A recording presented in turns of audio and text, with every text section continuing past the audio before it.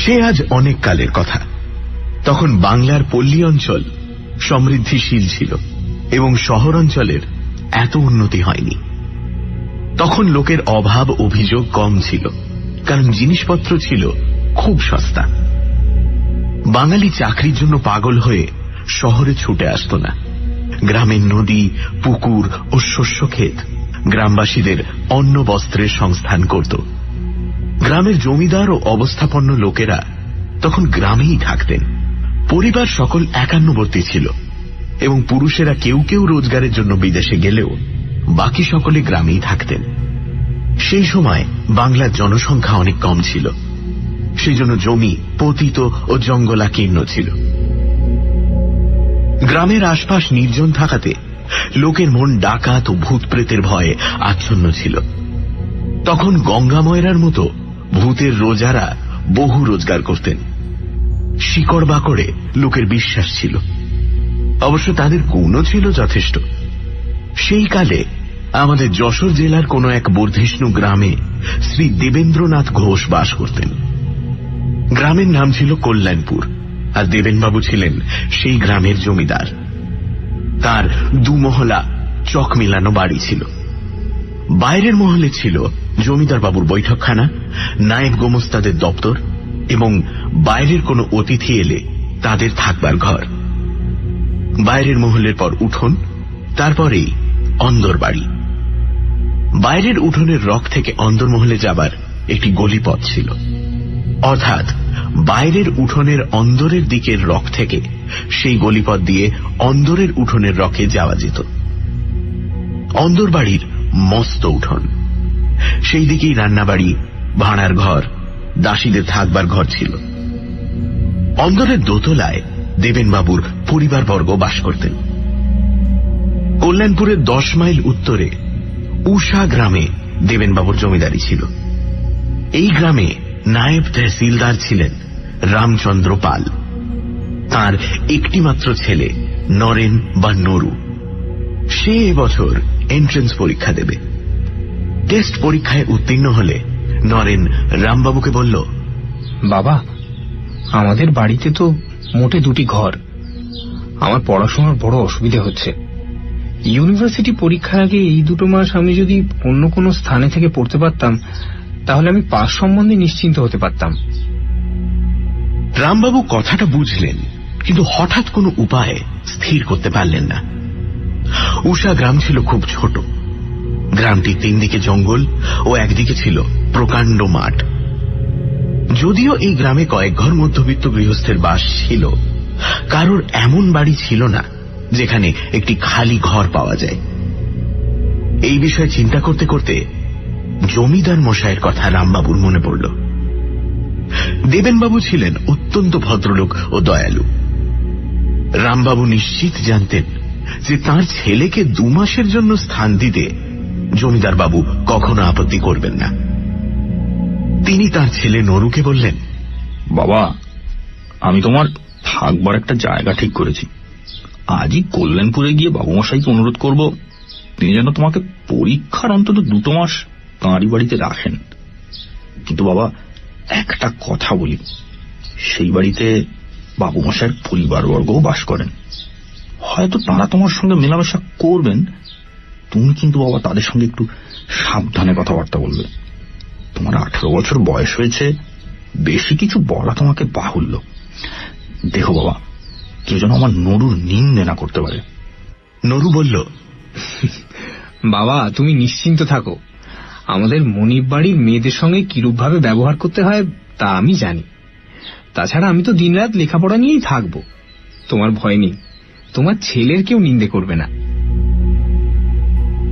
রামবাবু যা ভেবেছিলেন তাই হল।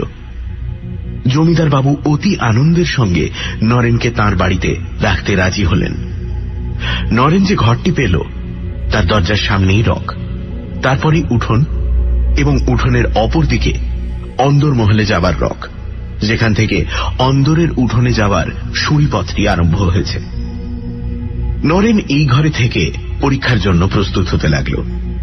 সে অন্দরে গিয়ে খাওয়া দাওয়া করত এবং অতি শীঘ্রই জমিদার গৃহিণী ও তার কন্যাদের স্নেহ আকর্ষণ করে নিল। নরেন ছিল শান্তশিষ্ট ও বিনয়ী। সেই জন্য সে সকলের স্নেহ ভালোবাসা আকর্ষণ করতে পারত। জমিদার গৃহিণী ও কন্যারা নরেনের সঙ্গে আপনজনের মতোই ব্যবহার করতেন।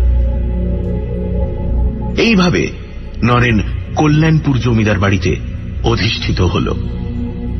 নরেন তার লেখাপড়ার একটি প্রণালী স্থির করে দিন রাত ক ঘন্টা কি বিষয়ে পাঠ করবে তা ঠিক করে নিল। রাতে খাওয়া দাওয়ার পরও সে ঘন্টা 2 লেখাপড়া করত।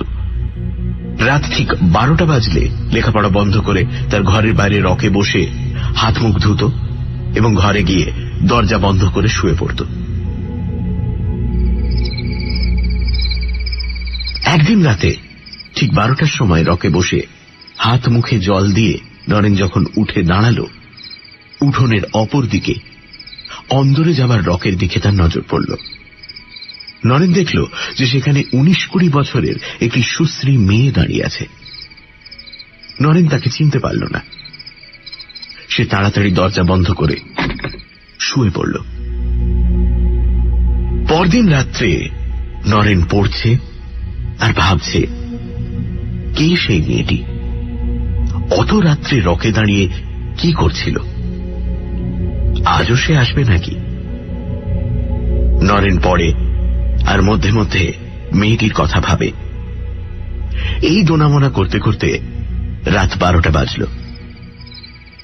নরেন বাইরে হাত মুখ ধুতে গিয়ে প্রথমেই ওদিকের রকে দৃষ্টি নিক্ষেপ করল। দেখল ঠিক সেইখানে সেই মেয়েটি দাঁড়িয়ে আছে। নরেন লজ্জা পেল, কিন্তু অদম্য কৌতূহলবশত মেয়েটির দিকে চেয়ে রইল। মেয়েটিও নরেনকে এক দৃষ্টে দেখছিল। ক্রমে মেয়েটি আস্তে আস্তে নরেনের দিকে এগোতে লাগল, যেন নরেনকে কি বলবে। ক্রমে মেয়েটি উঠোনে নেমে ধীরে ধীরে নরেনের দিকে আসতে লাগল, কিন্তু নরেন আর অপেক্ষা করল না। তার বুক ধড়ফড় করছিল। সে তাড়াতাড়ি ঘরে ঢুকে দরজা বন্ধ করে দিল। নরেনের সে রাত্রিরে ভালো ঘুম হল না। পরদিনও সারাদিন মনটা উচাটন হয়ে রইল। এই মেয়েটি কে? কোথাও দেখেছি বলে তো মনে পড়ছে না। এত রাত্রে সে আমার ঘরের দিকে কেন আসছিল? গোড়ায় ভাবছিলাম বাবুদের বাড়ির কোনো মেয়ে, কিন্তু তাও তো নয়। মেয়েটি কি ভালো মেয়ে নয়? অথচ মুখ দেখে তো সেরকম মনে হয় না। মুখে একটা সরল সরল ভাব, যেন আমায় কিছু বলতে চায়। দেখি আজও যদি আসে তাহলে ওর পরিচয়টা জানার চেষ্টা করব। নরেন সারাদিন এই সব কথাই ভাবল। কিছুতেই মেয়েটিকে মন থেকে সরাতে পারল না। সেদিন একটুও পড়াতে মন বসাতে পারল না।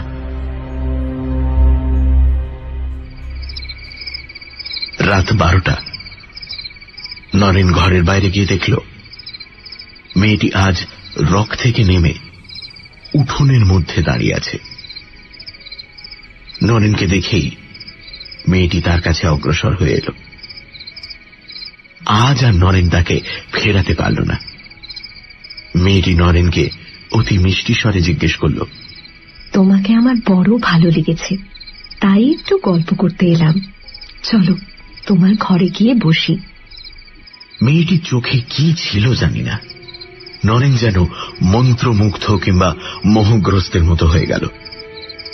কেমন এক অবর্ণনীয় ভাব অনুভব করল। সেটা আনন্দ, ভয়, মোহ না সুখ? নরেনের মন এবং দেহ দুই যেন সবশে রইল না। সে মেয়েটির সঙ্গে সঙ্গে তার ঘরে প্রবেশ করল। তুমি কে? আমি মালতী। তুমি আমায় চেনো না। আজ কদিন তোমায় দেখছি, তোমায় বড় ভালো লেগেছে, তাই তোমার সঙ্গে বন্ধুত্ব করতে এলাম। তুমি রাগ করনি তো? আচ্ছা, তুমি এত রাতে আসো কেন? ঠিক রাত 12টার সময় আমার আসবার সুযোগ হয়। অন্য সময় আমি চেষ্টা করলেও আসতে পারি না। এই সব জিনিস একদিন আমি তোমাকে ভালো করে বুঝিয়ে বলবো। আমি রোজ ঠিক রাত 12টার সময় আসবো ও 2টোর সময় চলে যাব। তোমার কোনো ভয় নেই, আমি তোমার কোনো অনিষ্ট করব না। আমার পরিচয় জানতে চেও না, আমি তোমার বন্ধু। এই কি যথেষ্ট নয়? নরেনের তখন স্বাভাবিক অবস্থা ছিল না, তা নইলে হয়তো সে মেয়েটির পুরো পরিচয় জানবার জন্য পীড়াপিড়ি করত, কিন্তু সে তা করল না। সে মেয়েটির সাথে গল্প করতে লাগল। তার মনে অনির্বচনীয় আনন্দ, যেন কেমন মোহগ্রস্ত ভাব। নরেনের একবারও মনে হল না যে এই ব্যাপারটা সম্পূর্ণ অস্বাভাবিক। এক অপরিচিতা মেয়ে ঠিক রাত 12টার সময় আসে, 1 মিনিট আগে কিংবা পরে আসতে পারে না। এর মানে কি? তার আত্মীয় স্বজনই বা কোথায়? এসব কোনো কথা নরেনের মনে উদয় হল না। সে কেবল তার সঙ্গে কথাবার্তার আনন্দে ডুবে রইল। রাত 2টো বাজতেই মেয়েটি উঠে বলল, আজ যাই, কাল ঠিক 12টায় আসব। বলে মেয়েটি ঘরের বাইরে চলে গেল। নরেন প্রায় সঙ্গে সঙ্গে বাইরে গিয়ে আর মেয়েটিকে দেখতে পেল না। সারা উঠোন খাঁ খাঁ করছে, আর রকে কোনো জনমনীষী নেই। পরদিন আবার ঠিক রাত 12টার সময় মালতীর আগমন হল। পড়া সেরে ঘরের বাইরে যেতেই দরজার কাছে মালতীকে সে দেখতে পেল। তারপর দুজনে ঘরের ভিতরে এসে গল্পগুজব আরম্ভ করল।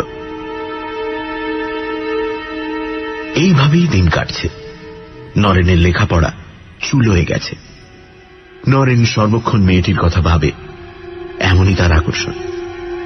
সে সারাদিন উদ্গ্রীব হয়ে থাকে কখন রাত 12টা বাজবে। মেয়েটির সঙ্গ উন্মাদকর, এবং রাত 12টা থেকে 2টো পর্যন্ত এই 2 ঘন্টা সুখের স্বপ্নের মতো কেটে যায়।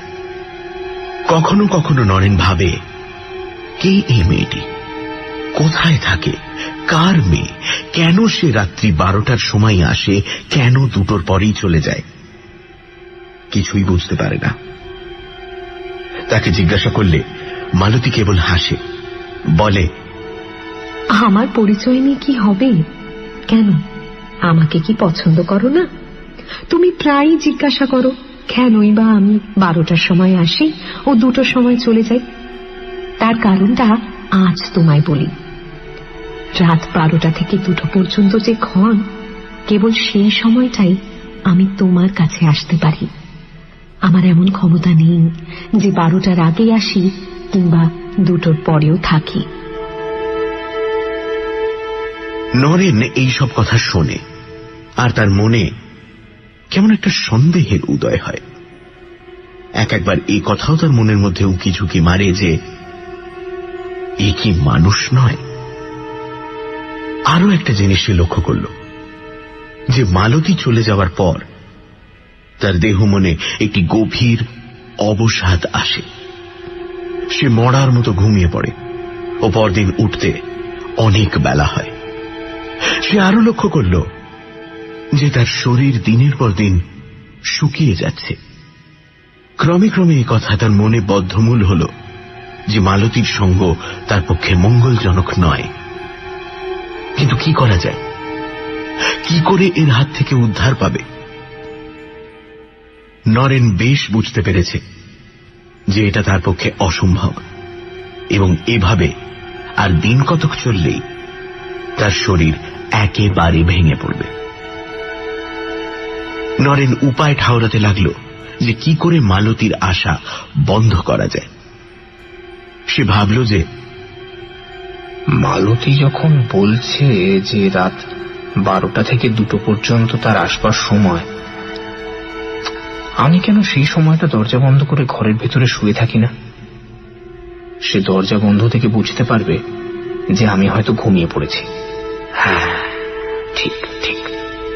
নরেন প্রতিজ্ঞা করল যে সেই রাত্রেই সে ঐরম করবে। সেই দিন রাত 11টার সময় নরেন দরজা বন্ধ করে তার বিছানায় শুয়ে পড়ল। সে ঘুমোবার চেষ্টা করল, কিন্তু ঘুম কিছুতেই এলো না। যখন জমিদার বাড়ির ঘড়িতে ঢং ঢং করে 12টা বাজছে, তখন ঘরের মধ্যে খসখস করে কেমন একটা শব্দ হল। নরেন এতক্ষণ চোখ বুজে পড়েছিল।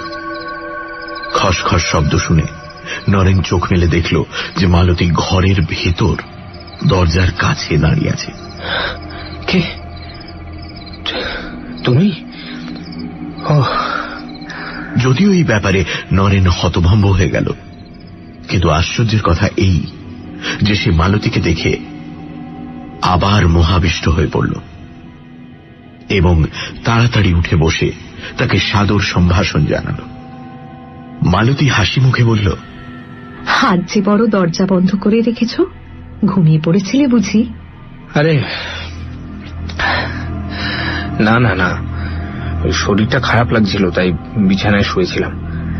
ইচ্ছে ছিল 12টা বাজলেই বাইরে যাব, কিন্তু তুমি ঘরের ভেতরে এলে কি করে? আমি এক ম্যাজিক জানি।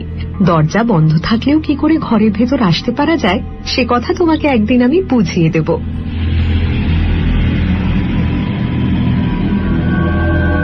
সে রাত্রে মালতী চলে গেলে নরেন এক মুহূর্তও ঘুমোতে পারল না। সে কেবলই ভাবে যে মালতী কি করে ঘরের দরজা বন্ধ থাকা সত্ত্বেও ভেতরে আসতে পারল, যেটা এতদিন তার মনে উকি ঝুঁকি মারছিল। এখন সেই ধারণা বদ্ধমূল হল। মালতী যে মানুষ নয়, কোন মৃত স্ত্রীলোক, এই ধারণা তার মনের ওপর চেপে বসল। কিন্তু আত্মা তো অশরীরী, সে দেহ ধারণ করে কি করে? ক্রমে নরেনের মনে পড়ল যে মালতী বারবার বলেছে কেবল রাত 12টা থেকে 2টো পর্যন্ত সে নরেনের কাছে আসতে পারে। নরেন ভাবল, হয়তো কেবল এই সময়টুকুর জন্যই সে স্থূল দেহ ধারণ করতে পারে। নরেনের এ সম্বন্ধে কোনো জ্ঞান ছিল না এবং কোনো স্থির সিদ্ধান্তে উপনীত হতে সে পারল না। তবে এটা সে স্থির বুঝল যে এইভাবে আর কিছুদিন চললে, পাশ করা দূরে থাকুক, তার প্রাণ সংশয় হবে। সানডে সাসপেন্স, শুধুমাত্র মির্চি 98.3-তে। গল্পের পরবর্তী অংশ ব্রেকের পর।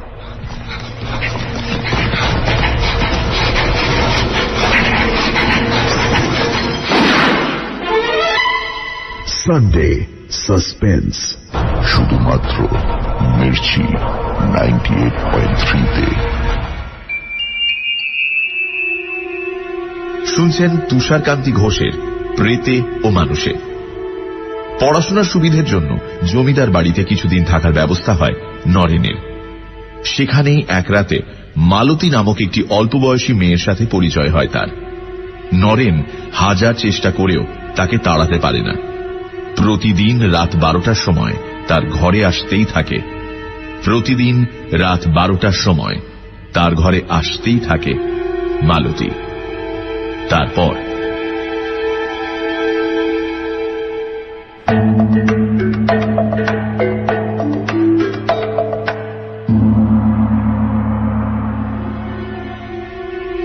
এর 2-4 দিনের ভেতরই নরেন কঙ্কাল সার হয়ে পড়ল। ভয় ও প্রেতসঙ্গ তার শরীর আর মনকে দগ্ধ করে দিল। দিন রাত তার খাওয়া নেই, ঘুম নেই, কেবল রাত্রে ওই 2 ঘন্টা সে ভুলে থাকে। এমনই মালতীর আকর্ষণ, আর এমনই নরেনের মোহ। বাড়ির সকলে দেখল যে নরেন শুকিয়ে যাচ্ছে। একদিন গৃহিণী অনুযোগ করলেন যে সে যেন রাত জেগে বেশি পড়াশোনা না করে। তার পুষ্টিকর খাবারেরও বন্দোবস্ত করলেন, কিন্তু কোনো ফল হল না। তখন গৃহিণী একদিন জমিদার বাবুকে নরেনের শারীরিক অবস্থার কথা জানালেন। দেবেনবাবু নরেনকে ডেকে পাঠালেন ও তাকে বহু প্রশ্ন করলেন। নরেন প্রথমটা লুকোতে চেষ্টা করেছিল, কিন্তু প্রশ্ন বাণী জর্জরিত হয়ে শেষটায় নরেন সেই মেয়েটির কথা বলে ফেলল। একটি ভদ্রলোকের মেয়ে রাত্রে ঘরে আসে শুনে জমিদারবাবু চমকে উঠলেন ও বারবার সেই মেয়েটির পরিচয় জিজ্ঞাসা করলেন। নরেন বলল, আমি অনেক জিজ্ঞেস করেছি, কোনো পরিচয়ই ও দেয় না। তুমি তাকে ঘরে ডেকে আনো কেন? না না, আমি ডাকি না, সে আপনি আসে। তুমি ঘরের দরজা বন্ধ করে থাকো না কেন? তুমি তো বলছো যে সে রাত 12টার আগে আসতে পারে না। তুমি তার আগেই দরজায় খিল দিয়ে শুয়ে পড়ো না কেন? আমি দরজা বন্ধ করে দেখেছি, দরজা বন্ধ থাকলেও সে ঘরে আসে। জমিদারবাবু অবিশ্বাসের হাসি হেসে বললেন, তুমি কি গাঁজাখুরি কথা বলছো? দরজা বন্ধ থাকলে সে আসবে কেমন করে? তা জানি না, বোধহয় তার কোনো অমানসিক ক্ষমতা আছে। আমি তাকে জিজ্ঞাসা করেছিলাম, সে খালি হাসে আর বলে, একদিন বুঝতে পারবে, একদিন বুঝতে পারবে। নরেনের কথা শুনে দেবেনবাবু বিস্ময়ে অভিভূত হয়ে পড়লেন। তিনি বুঝতে পারলেন না যে রহস্যটা কি। তিনি নরেনকে ভালোভাবে জানতেন যে সে সত্যবাদী ও সৎ। বিশেষ করে তার সামনে সে কখনোই মিথ্যে কথা বলবে না। তিনি নরেনকে বললেন, তুমি আমাকে এই ব্যাপারটা দেখাতে পারো? হ্যাঁ, নিশ্চয়ই পারি। আপনি রাত 12টা বাজার একটু আগে থাকতে আমার এই পাশের ঘরটায় লুকিয়ে থাকবেন, তাহলে সবই দেখতে পাবেন, সবই শুনতে পাবেন। দেবেনবাবু তখনই নরেনের ঘরে গেলেন ও দরজা জানলা সব তন্ন তন্ন করে পরীক্ষা করে বুঝলেন যে দরজা বন্ধ থাকলে বাইরে থেকে সে ঘরে আসা একেবারে অসম্ভব। এই ঘরের পাশেই একটি ছোট ঘর ছিল এবং এই দুই ঘরের মধ্যে একটা ছোট জানলা ছিল। দেবেনবাবু ভেবে দেখলেন যে ওই জানলাটা খুলে যদি কেউ আলো নিভিয়ে ওই ছোট ঘরটায় লুকিয়ে থাকে, তাহলে নরেনের ঘরের সব ব্যাপারই সে লক্ষ্য করতে পারবে। দেবেনবাবু মনে মনে এই প্ল্যান স্থির করে রাত্রির জন্য অপেক্ষা করলেন। রাত 12টার কিছু আগে দেবেনবাবু সেই ছোট ঘরটায় গিয়ে ছোট জানলাটার আড়ালে লুকিয়ে রইলেন, কিন্তু নরেনের ঘরের ভেতর তীক্ষ্ণ দৃষ্টি রাখলেন। নরেন দরজা বন্ধ করে শুলে তিনি দরজাটির দিকে এক দৃষ্টি চেয়ে রইলেন, যাতে তাঁর দৃষ্টি এড়িয়ে মেয়েটি ঘরের ভেতর না আসতে পারে। দেবেনবাবু এইভাবে চেয়ে আছেন আর নরেনের ঘরের আলো জ্বলছে। ঠিক 12টার সময় তাঁর চোখে কেমন যেন ধাঁধা লাগল। তিনি মুহূর্তের জন্য চোখ বুজলেন। তখনই চোখ চেয়ে দেখলেন যে একটি সুন্দরী মেয়ে নরেনের ঘরের ভেতরে দরজার কাছে দাঁড়িয়ে আছে। কিসে কি হল তিনি ব্যাপারটা কিছুতেই বুঝতে পারলেন না। তারপর মালতী ও নরেন যখন কথাবার্তা বলতে আরম্ভ করল, দেবেনবাবু চুপি সারে সে ঘর থেকে চলে গেলেন। মালতী যে প্রেতিনী সে বিষয়ে তার আর কোনো সন্দেহই রইল না।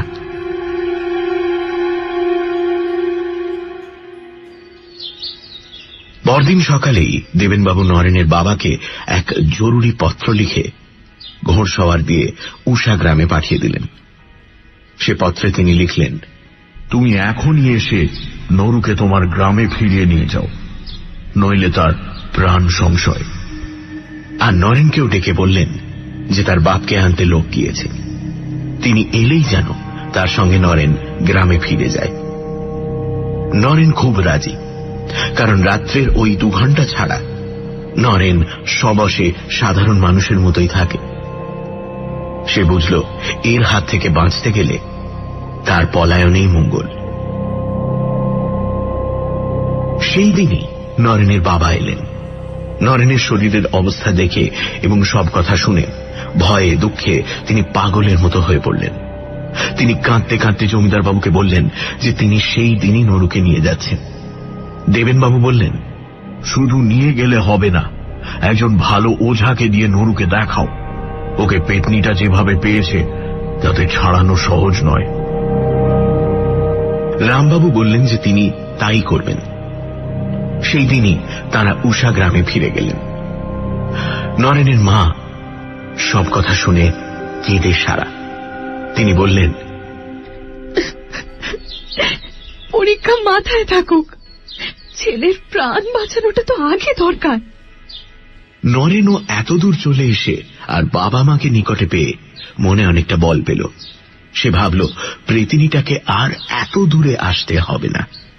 সে সকাল সকাল খেয়ে দিয়ে তার ঘরে শুতে গেল, কিন্তু ঘুম আর আসে না। ক্রমেই রাত হচ্ছে, আর নরেন ভাবছে সে কি এখানেও আসবে নাকি। এইভাবে রাত 12টা বাজল, আর সঙ্গে সঙ্গে নরেন দেখল যে মালতী ঘরের ভেতরে দাঁড়িয়ে আছে। নরেন ভয় পেল, কিন্তু সেই অদম্য মোহ। সে উঠে মালতীকে সম্ভাষণ করল। মালতী, তুমি যে এখানে চলে এলে, তুমি কি ভাবছ? আমি ভাবছি তুমি এখানে এলে কি করে। আমার শরীরটা খারাপ হয়েছে বলে বাবা আমাকে নিয়ে এসেছেন। তুমি সত্যি বলছো? তোমাকে আমার কাছ থেকে ছাড়াবার চেষ্টা হচ্ছে না তো? সে কিন্তু কেউ পারবে না, তা যত চেষ্টাই না করো। তুমি কি এতদিনেও বুঝতে পারোনি যে আমি কে? তোমাকে আমার খুব ভালো লাগে, আমি কখনো তোমার অনিষ্ট করব না।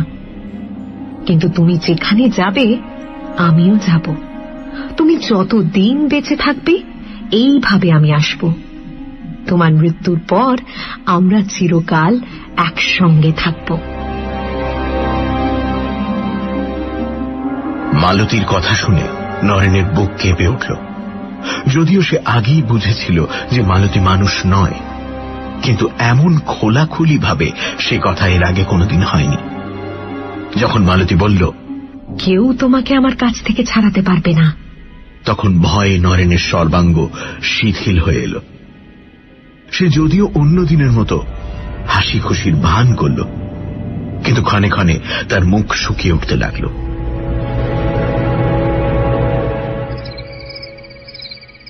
দুটোর সময় মালতী চলে গেলেই নরেন পাগলের মতো ছুটে গিয়ে তার বাবা মা শোবার ঘরের দরজায় ধাক্কা দিতে লাগলো।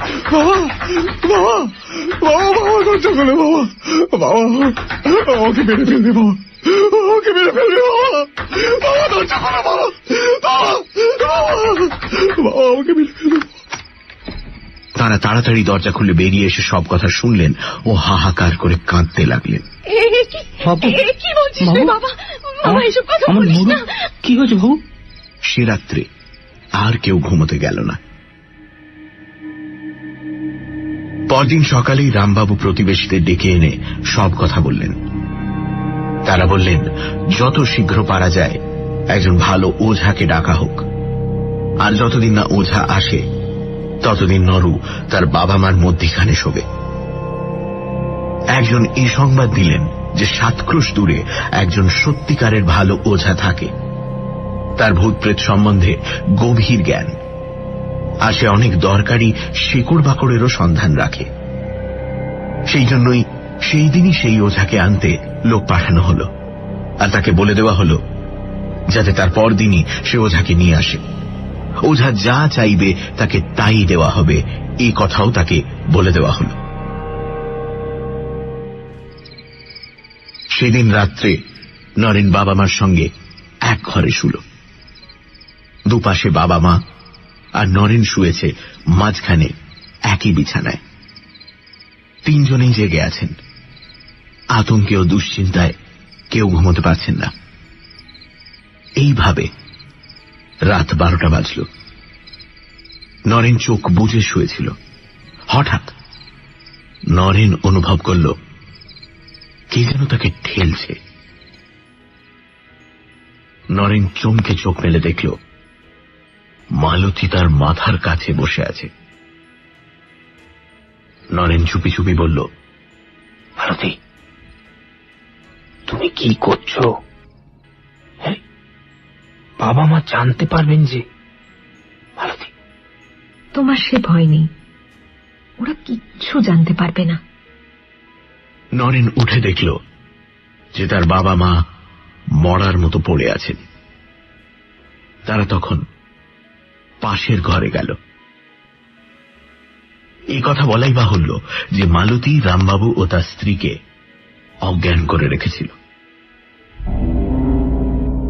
পরদিন সব কথা শুনে নরেনের বাবা মা পাগলের মতো বুক চাপড়াতে লাগলেন। নরেনও বুঝল যে আর তার নিস্তার নেই। আতঙ্কে ও দুশ্চিন্তায় তার শরীরের আর কিছু নেই। দেহ কঙ্কালসার, সব সময় বুক ধড়ফড় করে, মাথা ঘোরে, বহু কষ্টে হাঁটে, এমনকি বসে থাকতেও কষ্ট হয়। সব সময় শুয়ে থাকতে ইচ্ছে করে। সে ভাবছে এই অবস্থার চেয়ে মরে যাওয়াও ভালো। গ্রামের লোকেরাও দুঃখিত। সকলের শেষ আশা সেই ওঝা, যদি সে কিছু করতে পারে। সেদিন বিকেলে ওঝার আগমন হল। সে ধীরভাবে আগাগোড়া সব কথা শুনে নরেনের শরীরের অবস্থা দেখল। ওঝা বলল যে সে একবার সমস্ত ব্যাপারটা নির্জনে ভেবে দেখবে যে এর কোনো উপায় আছে কিনা। সে স্পষ্টই বলল যে মেয়েটা যেভাবে নরেনকে গ্রাস করে বসে আছে তাতে তাকে ছাড়ানো খুব শক্ত। এই বলে ওঝা এক নির্জন গাছতলায় গিয়ে বসল। ঘণ্টা 2 বাদে সে ফিরে এসে বলল যে একটা উপায় সে বার করেছে, কিন্তু খুব বিপজ্জনক উপায়। সে রামবাবুকে তার আত্মীয় স্বজন এবং প্রবীণ প্রতিবেশীদের ডেকে আনতে বলল। ওঝা তাদের সামনে তার কথা বলবে এবং যদি সকলের মত হয় তাহলে নরেনের ব্যাপারের ভার নেবে। ওঝার কথা মতোই তখনই আত্মীয় স্বজন এবং প্রতিবেশীদের ডাকা হল। তারা সকলেই রামবাবুর হিতৈষী এবং নরুর মিষ্ট স্বভাবের জন্য তাকে ভালোবাসেন। তারা সকলেই ওঝাকে বিশেষ অনুরোধ জানালেন যে উপায়ই হোক নরুকে যেন এই ভীষণ বিপদ থেকে রক্ষা করা হয়। ওঝা তাদের বলল, আপনারা তো নরেনবাবুর অবস্থা দেখছেন। এইভাবে চললে 1 মাসের মধ্যে ওর মৃত্যু নিশ্চিত। কেবল একটি মাত্র উপায় আছে যাতে ওকে বাঁচানো যায়, কিন্তু সেই উপায়ের আরেকটি দিক আছে, সেটাও আপনারা ভেবে দেখুন। আমার মতলব যদি সফল হয় তাহলে চিরকালের জন্য নরেনবাবু প্রেতিনীর হাত থেকে উদ্ধার পাবেন, কিন্তু যদি অকৃতকার্য হই তাহলে এক্ষুনি ওর প্রাণ যাবে। এখন আপনাদের ভেবে দেখতে হবে যে আপনারা 1 মাসের মধ্যে নরেনবাবুর নিশ্চিত মৃত্যু চান নাকি তাকে চিরতরে বিপদ মুক্ত করতে চান, যদিও এতে আজই ওর প্রাণ যেতে পারে। আপনারা বেশ করে ভেবে আমায় জবাব দিন। রামবাবুর স্ত্রী দরজার আড়ালে বসে শুনছিলেন। তিনি কেঁদে উঠলেন ও অস্ফুট স্বরে বললেন, না না বাপরে, যাতে আজই আমার ছেলের প্রাণ যেতে পারে তাতে আমি কখনোই মত দেব না। রামবাবু দ্বিধার মধ্যে পড়ে গেছেন, কিন্তু তিনি পুরুষ মানুষ। তিনি ওঝার কথাটি ভালো করে বিবেচনা করতে লাগলেন। একজন বৃদ্ধ প্রতিবেশী ওঝাকে অনুরোধ করলেন সে যাতে তার সমস্ত মতলবটা ভেঙে বলে। আমি বলবো না তো, আমি কাউকে কিছুই জানতে দেব না। আমি শুধু নরেন বাবুকে যা যা করতে হবে বুঝিয়ে দেব। তবে এই সম্বন্ধে আনুষঙ্গিক ব্যাপারও কিছু আছে, তা কিন্তু আপনাদের করে দিতে হবে। এইরূপ জীবন মরণের কথায় বাপ মার মতি স্থির করা খুব শক্ত। তারা একবার এদিকে ভাবেন, একবার ওদিকে। প্রতিবেশীরা তখন তাদের বোঝাতে লাগলেন, তোমরা কি চাও না যে নরেন সুস্থ শরীরে সুস্থ মনে স্বাভাবিকভাবে বেঁচে থাক? দিন কতকের মধ্যে ওর প্রাণ তো যাবেই। এরম ভাবে দিন কতক বেশি বেঁচে থেকে লাভ কি? আমাদের মত হচ্ছে ওঝার কথা মতো চলা। যখন আর কোনো উপায় নেই, তখন এই উপায় আমাদের নিতে হবে। যদিও কথাটা তারা বুঝলেন, তবুও মা বাপের মন। রামবাবু আর তার স্ত্রী দোনামোনা করতে লাগলেন। যে কাজে আজই ছেলের মৃত্যু হতে পারে, কেমন করে তারা তাতে মত দেন। কিন্তু নরেনই এ সমস্যার সমাধান করে দিল। নরেন বলল যে তার বর্তমান অবস্থায় সে একদিনও বেঁচে থাকতে চায় না। সে ওঝাকে পরিষ্কার বলল, আপনি আমাকে বাঁচাতে পারেন তো ভালো, নয়তো আজই আমার জীবন শেষ করে দিন। আমি এ নরক যন্ত্রণা আর একটা দিনও সহ্য করতে পারছি না। আমি পারছি না। তোমরা কিছু করো, মানা করো। এইসব কেন বলছে আমার ছেলে? নরেনের বাবা মা কাঁদতে লাগলেন, আর আত্মীয় স্বজনরা বোঝাতে লাগলেন। শেষে সর্বসম্মতিক্রমে স্থির হল যে ওঝার উপর সম্পূর্ণ ব্যাপারটা ছেড়ে দেওয়া হোক। সে বলল, আজ তো সন্ধে হয়ে গেছে, আজ আর কিছু হবে না। আর একটা রাত্রি নরেনবাবু এইভাবেই থাকুন। কাল আমি এ ব্যাপারে একটা হেস্ত নেস্ত করব। তবে এখানে হবে না, যেখানে নরেনবাবুর সঙ্গে তার প্রথম দেখা হয়েছিল সেইখানে যেতে হবে। শেষকালে স্থির হল ওঝা ও নরেন রামবাবুর সঙ্গে পরদিন সকালে কল্যাণপুরে জমিদারের বাড়িতে যাবে। সে রাত্রে মালতী নরেনকে বলল, তোমায় আগেও বলেছি, এখনো বলছি, যে কেউ তোমাকে আমার হাত থেকে কেড়ে নিতে পারবে না। আমি কখনো তোমার কোনো অনিষ্ট করব না। তুমি আগে যেখানে ছিলে সেখানে ফিরে যাও। আমার এখানে আসতে কিছু কষ্ট হয়। বেশ, তাই হবে। কালই আমি কল্যাণপুর ফিরে যাব। পরদিন কল্যাণপুরের জমিদার বাড়িতে রামবাবু, নরেন ও ওঝা উপস্থিত হল। ওঝা দেবেনবাবুকে বিষয়টা বুঝিয়ে দিল এবং বলল, আপনাকে কিছু সাহায্য করতে হবে আমার। দেবেনবাবু খুব আগ্রহের সঙ্গে সব কথা শুনলেন আর বললেন, তুমি যা চাও করব। নরু আমার ছেলের মতো। তাছাড়া মনুষ্যত্বের দিক দিয়েও এই পৈশাচিক ব্যাপারে যাতে অবসান হয়, তাতে আমি সর্বপ্রকার সাহায্য করতে বাধ্য। না না, আপনাকে বেশি কিছু করতে হবে না। আপনি শুধু নরেনের ঘরটি খুব ভালো করে সাজিয়ে দিন। ঘরটি ঝেড়ে মুছে তক্তপোষ সরিয়ে সেখানে একটি খাট পেতে দিন।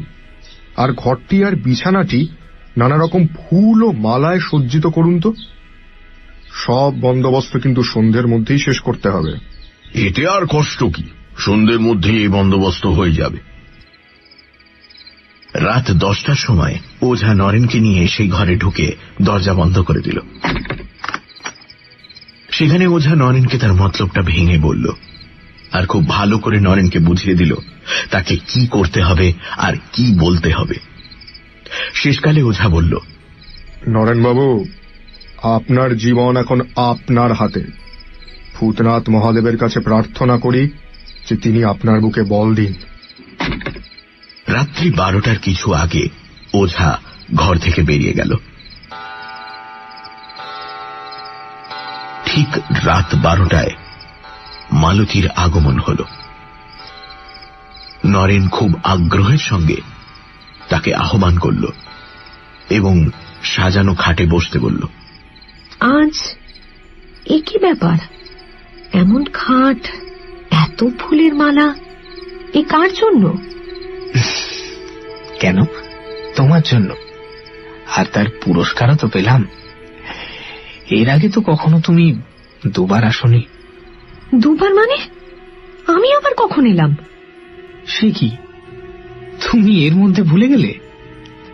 তুমি রাত 10:30টার সময় এলে আর বললে যে তুমি ফুল নিয়ে সাজানো ঘর দেখে আজ আগেই এসেছো। আমার সঙ্গে ফুল নিয়ে, মালা নিয়ে কত কাড়াকাড়ি করলে। এ দেখো না, বিছানাতে ছেঁড়া মালা, ছেঁড়া ফুল পড়ে রয়েছে। এই তো 15 মিনিট হলো তুমি গেছো, এর মধ্যে সব ভুলে গেলে? ভুলে গেছো না আমার সঙ্গে তামাশা করছো? হ্যাঁ। নরেনের কথা শুনতে শুনতে মালতীর হাসি মিলিয়ে গেল। মুখ হলো অসম্ভব গম্ভীর, আর চোখ দিয়ে আগুন বেরোতে লাগলো। তুমি আমার সঙ্গে ছলনা করছো না তো? আমার গা ছুঁয়ে বলো তো, আমি আজ রাত্রিবেলা আগেও এসেছি কিনা? নরেন তখনই তাই করল। মালতী আর কোনো কথা না বলে এক মনে ভাবতে লাগল। মালতীর মুখের সৌন্দর্য গেছে মিলিয়ে, মুখ রাগে কালো হয়ে গেছে আর থমথম করছে। কিছুক্ষণ পরে মালতী নরেনকে বলল যে এর আগে সে আসেনি, আর কেউ তার মতো সেজে এসেছিল। নরেন যেন কত দুঃখ আর ভয় পেয়েছে, এইভাবে বলল, মালতী, যদি তাই হয়ে থাকে তবে তুমি তার হাত থেকে আমাকে বাঁচাও, আমাকে বাঁচাও মালতী। আমার তোমাকেই ভালো লাগে, আর তোমারই বন্ধুত্ব আমার চাই। যদি আর কেউ এভাবে আসে তাহলে তাহলে আমি আর বাঁচব না মালতী। যে করে হোক তুমি আমাকে এই ঘোর বিপদ থেকে বাঁচাও মালতী। মালতী, আমাকে বাঁচাও মালতী। মালতী কিছুক্ষণ গভীরভাবে চিন্তা করে বলল, এর একটা উপায় আছে, কিন্তু তা কি তুমি পারবে? আমাকে সম্পূর্ণ বিশ্বাস করতে পারবে কি? আমি কে তা তো তুমি জানো।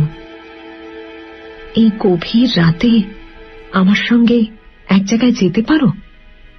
নরেন বুঝল যে এতক্ষণে তার জীবনের সবচেয়ে সংকটময় মুহূর্ত উপস্থিত হয়েছে। তার হাত পা ঠান্ডা হয়ে গেল এবং বুকের মধ্যে কেমন করতে লাগল। সে কষ্টে হেসে বলল, তোমার সঙ্গে যাব তাতে ভয়টা কি? কিন্তু তুমি কি করতে চাও সেটা আমাকে বুঝিয়ে বলো। এখান থেকে 2 মাইল দূরে উত্তর দিকে যে জঙ্গলটা আছে সেখানে তোমায় নিয়ে যাব। সেখানে এক জায়গায় এক রকমের লতা আছে, সেই লতার শিকড় তোমাকে আনতে হবে।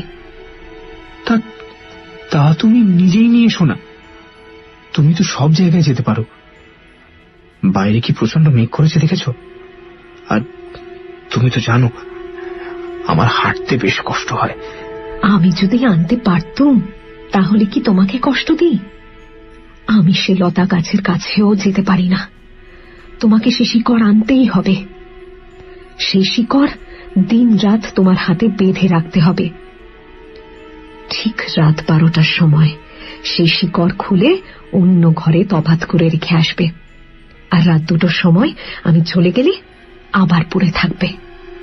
তাহলে কেউ আর তোমার কাছে আসতে পারবে না।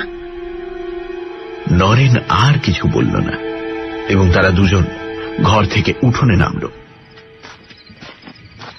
ক্রমে উঠোনের বাইরে এসে গ্রামের উত্তর দিকে যেতে লাগল। আকাশ গভীর মেঘাচ্ছন্ন, মধ্যে মধ্যে বিদ্যুৎ চমকাচ্ছে, পল্লী পথ জনহীন। নরেনের সঙ্গী কেবল মালতী। সে মানুষ নয়, নরেন জানে। শুধু তাই নয়, নরেন দুর্বল বলে মালতী তার হাতও ধরে আছে। মালতী তাকে বলল, এখন তুমি বেশি পরিশ্রম করো না, তুমি আমার কাঁধে ভর দিয়ে চলো। মনে রেখো, আসবার সময় আমি তোমার কাছে থাকতে পারবো না, তোমাকে নিজেই আসতে হবে। এইভাবে তারা দুজনে যাচ্ছে। গ্রাম্য পথ ছেড়ে তারা ধান ক্ষেতের দিকে গেল এবং সরু আলের ওপর দিয়ে যেতে লাগল। গভীর অন্ধকারে মধ্যে মধ্যে বিদ্যুতের আলোতে নরেন পথ দেখতে পাচ্ছে। অন্য সময় সম্পূর্ণ মালতীর ওপর নির্ভর। ক্রমে তারা নদীর ধারে পৌঁছল। সামনেই শ্মশান, যার নাম কালা পেড়ের দেয়ার। কটি তেঁতুল গাছ দৈত্যের মতো দাঁড়িয়ে রয়েছে। নির্জন স্থান।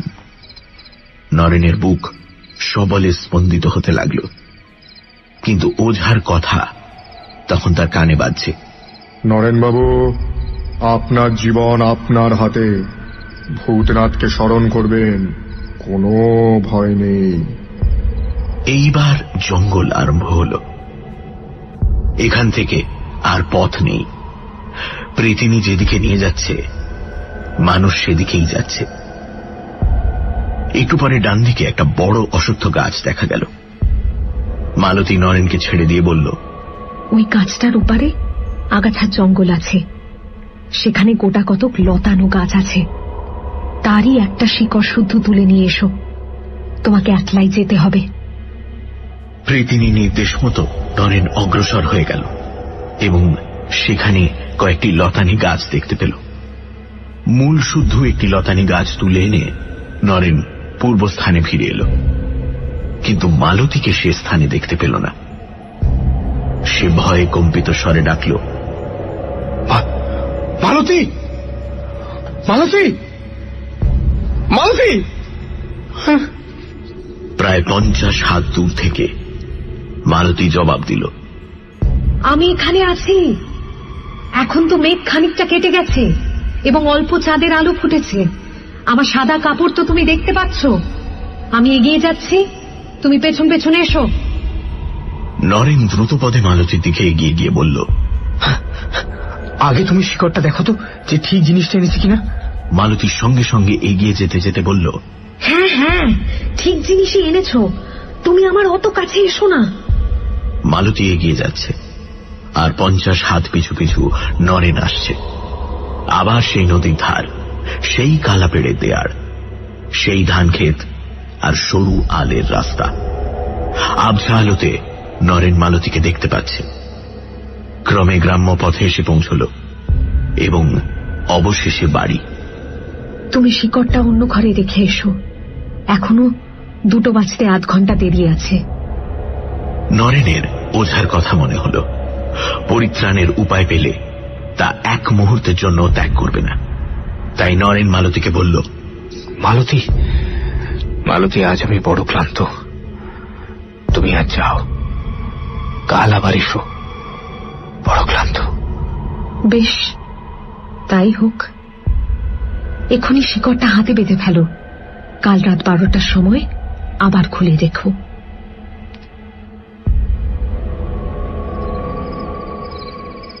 নরেন বাড়িতে পৌঁছেই জমিদার বাবুর বৈঠকখানা ঘরে গেল।